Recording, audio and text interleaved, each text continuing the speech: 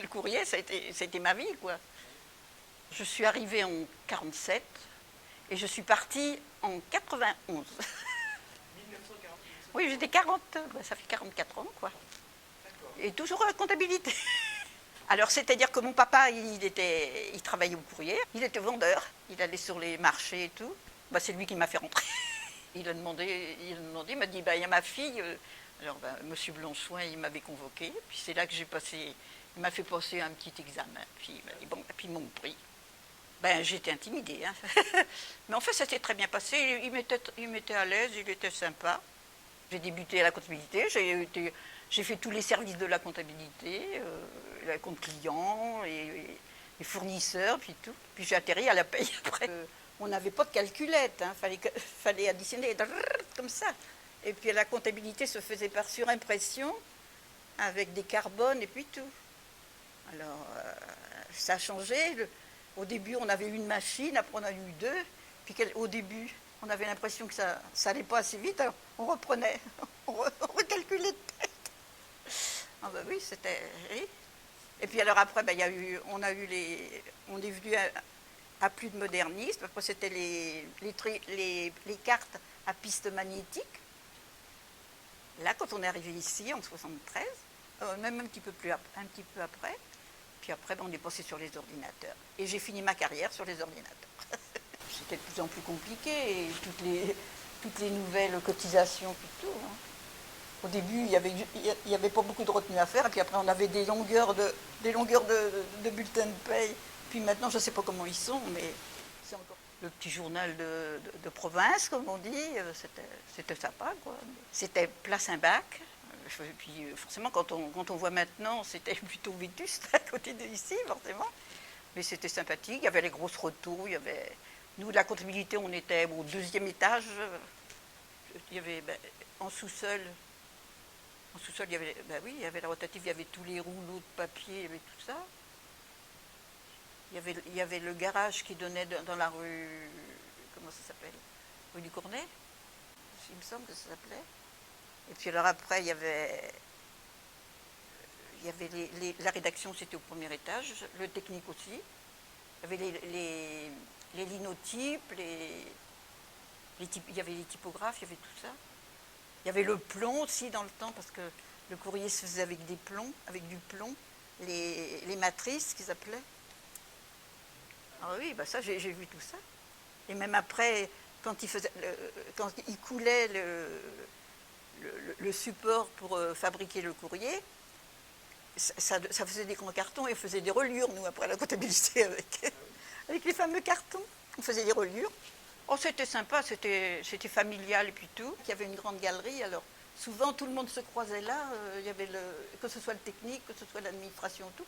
On se voyait là, alors on se croisait. Mais alors, il y avait quand même... il y avait la rédaction qu'on appelait, il y avait le technique, et puis il y avait l'administratif. Alors quelquefois, il y avait peut-être des choses, on se comprenait peut-être pas tous, mais enfin, dans l'ensemble, c'était pas, ça allait, quoi.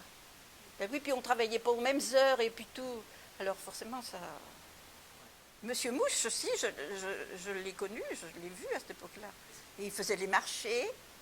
Puis il y avait une bande dessinée sur lui, mais c'était un tout petit bonhomme. Il était toujours de la fête. Alors dans le temps qu'il y avait les caravanes pour pour le Tour de France et puis tout, il y était. Et puis toutes les fêtes, les kermesses, les choses comme ça, ils vendaient les journaux et puis il y avait toujours une animation, quoi, pour faire vendre justement le fameux courrier de l'Ouest. Ah, c'était bien, hein. Si vous rentriez au courrier, vous êtes rentré là, c'est bien, et puis ça vous posait un petit peu. C'est-à-dire, il y avait la sécurité de l'emploi. C'est vrai que maintenant, ça n'a plus le même... on n'en parle plus de la même façon. Mais là, on disait, on est au courrier, on est pour sa vie. Hein.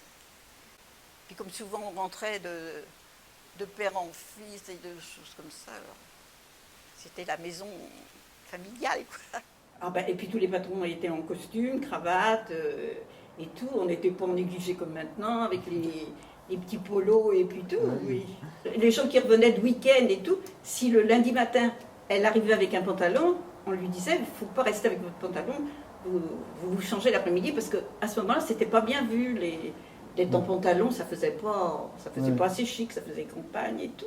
Puis dans cette époque-là, on était beaucoup plus timide que maintenant.